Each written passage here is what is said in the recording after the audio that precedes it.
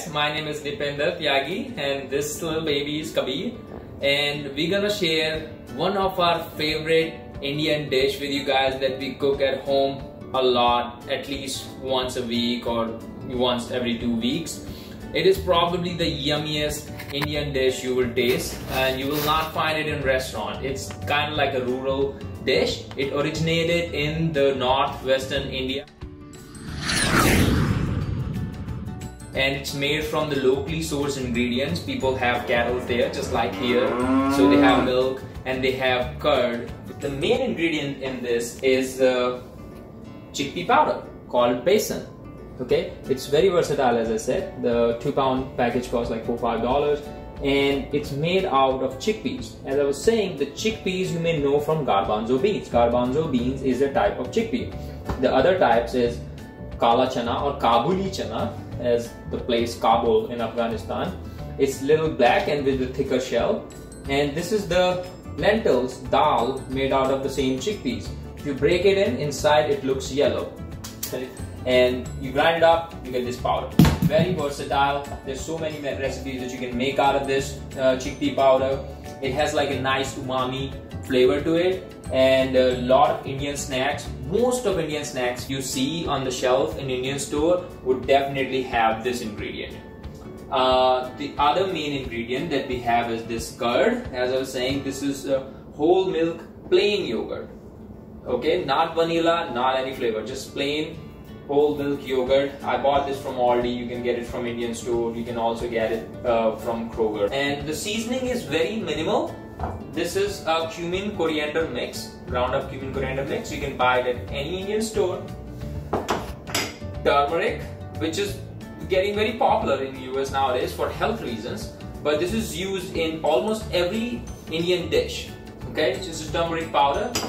This is red chili powder, and this is fenugreek seeds, methi seeds. Some onion, which my son was playing with, a small potato, and a couple of garlic cloves.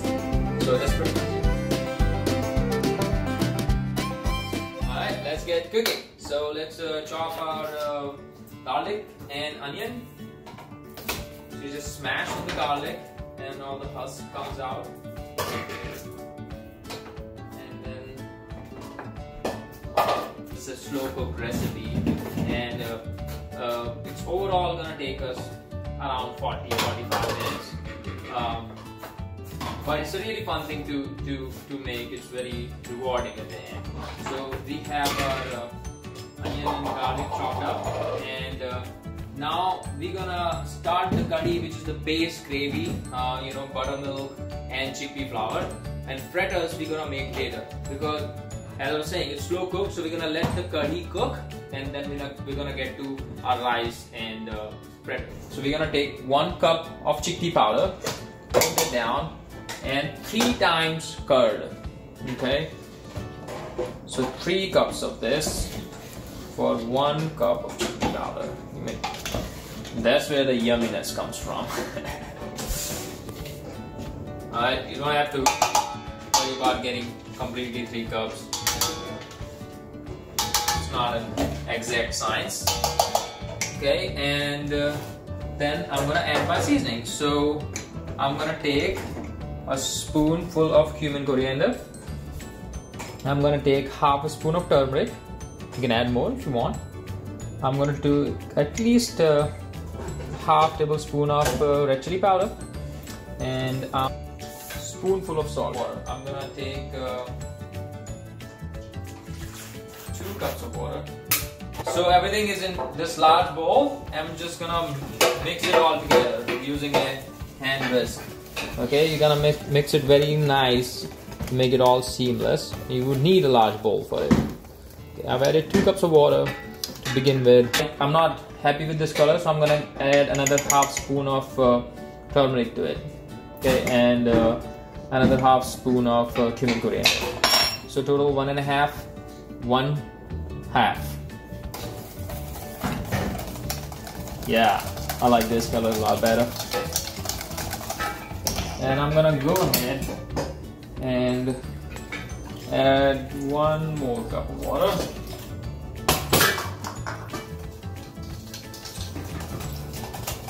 So as I was saying, this is not an exact science. A lot of these measurements I'm doing for the purpose of this video. I just eyeball it, so I go by the thickness of it. And it's gonna get, when we slow cook it, it's gonna keep getting thicker and thicker once we cook it down. So what I do, I keep a kettle of water, warm water in the back, and when I find it too thick, we'll talk about that consistency, the ideal consistency.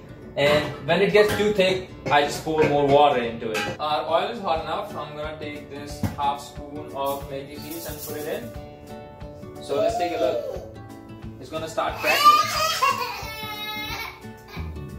And don't mind my son in the background. He's just playing with pots and pans. And we're gonna wait until it gets like golden brown, and I can smell the fragrance, and you would too when you cook it. So we're just trying to get it to get to a golden brown state, and not more than that. You know, it's about there. The lighting may not be very good. I don't know if you guys are able to see it, but you guys know golden brown color, right? You got it, and that's it. I put my, oh yeah, I love the smell of methi. It's really good. You cook down your onions a little bit, you know, to kind of get the sugars out of the onion, kind of caramelizing process. You don't have to cook it too much, maybe a minute and a half. Now turn the heat to medium. Okay, I don't want the pot to heat anymore. And the rest of the cooking we're just gonna keep it at the same setting. And I'm gonna pour it. Ooh, and it's really thick, so I'm gonna have to add more water. If we have to increase water, it's better to add warm water rather than adding cold water. Okay? And we're gonna use the same pot, same bowl to make our fritter dough. Okay, so consider that kind of like as a separate recipe. This is good in itself, but fritters is just like icing on the cake. Okay, so we're gonna leave it on medium and let it cook down. The time is 150. We're gonna try to cook it for 40 minutes. Okay, and in the meantime, we're gonna start working at our rice and our fritters. So while our curry is cooking there, let's start our rice. So I use brown rice. It did take us some getting used to, but we love it now. Now we're gonna go back to white rice. So 1 cup of brown rice. It's super easy to fix. Just take a saucepan. It's like a 8-inch saucepan, and wash it down.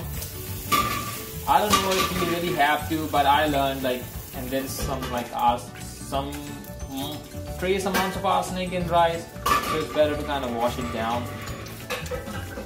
So you just rub it, wash it real quick, and then drain the water.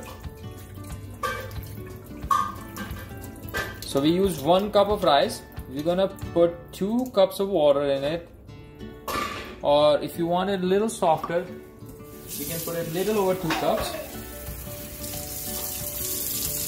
1, 2, and just a little over, because brown rice likes to take more water than white rice. And we're gonna turn it on a little less than medium heat. I don't put the lid right away because it likes to bubble up, but 5 or 10 minutes later I'll put the lid up. You know, it's not completely a passive thing. Kadhana is slowly cooking, but you have to stir it every once in a while. So every 2-3 minutes you have to stir it. You don't have to put a lid on it. And as long as your consistency is not too thick, it's not gonna splatter. If it's splattering on you, that means there's not enough water. And I can already see that it can easily take another cup. And don't be annoyed by this. We may be keep adding water to it. So this is our 5th cup.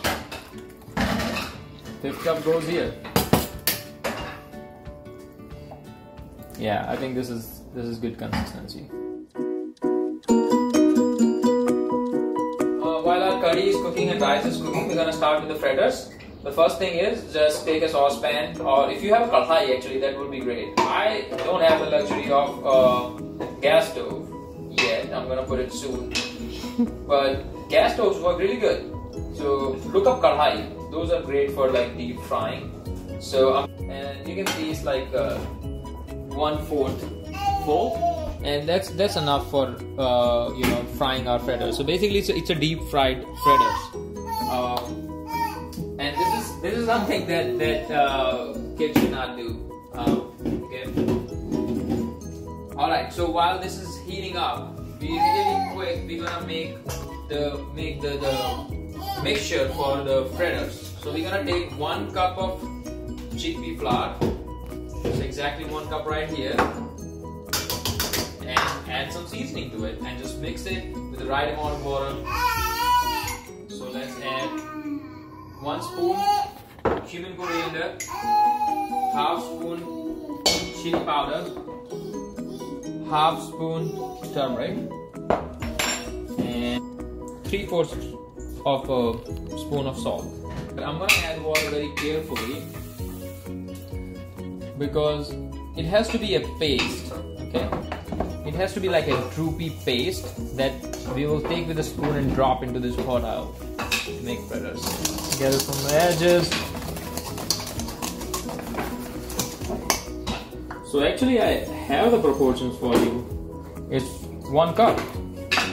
1 cup of water will give you the right consistency for it.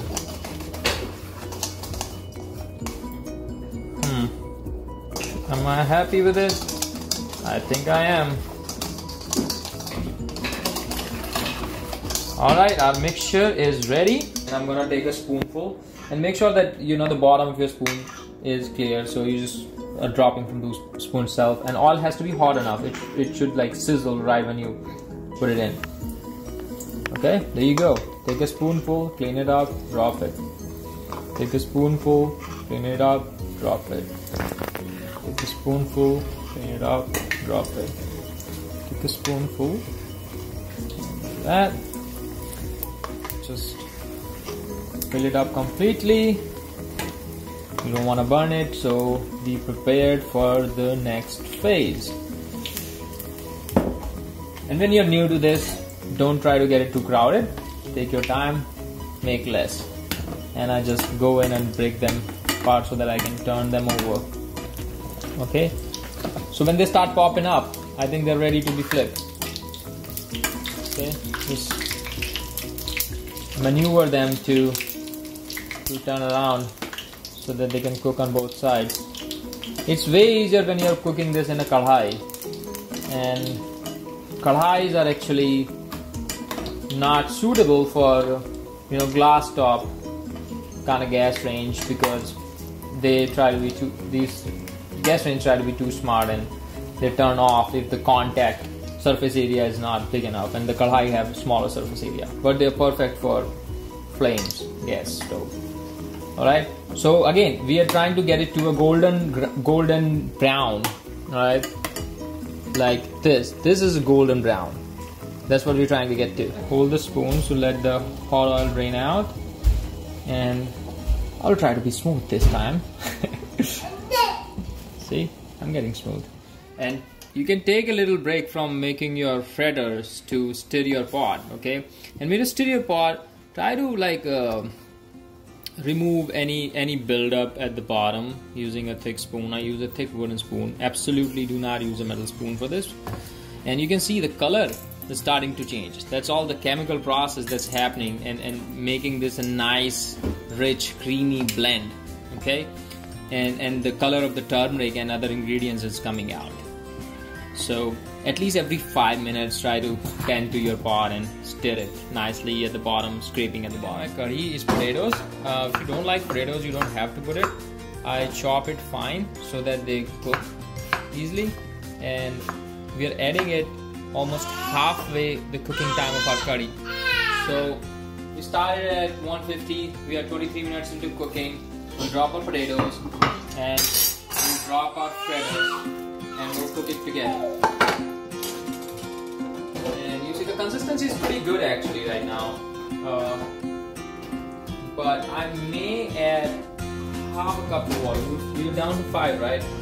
So let me add another half cup of water here, because we're going to cook it for another 15 minutes at least. So we are right around at 40 minutes and this is done. I'm going to turn it off And our rice is done too. It took good 30 minutes for the rice to cook, and it's nicely cooked here. But I do my best to give you the final nuances of this dish and all the instructions, and I hope you enjoy it as much as we do. So it's time to eat. Alrighty, our food is ready, and our family is ready to eat. Say hi.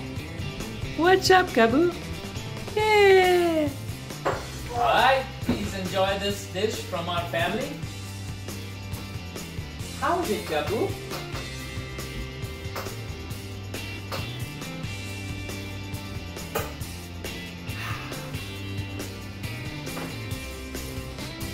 Look at that! Is it yum?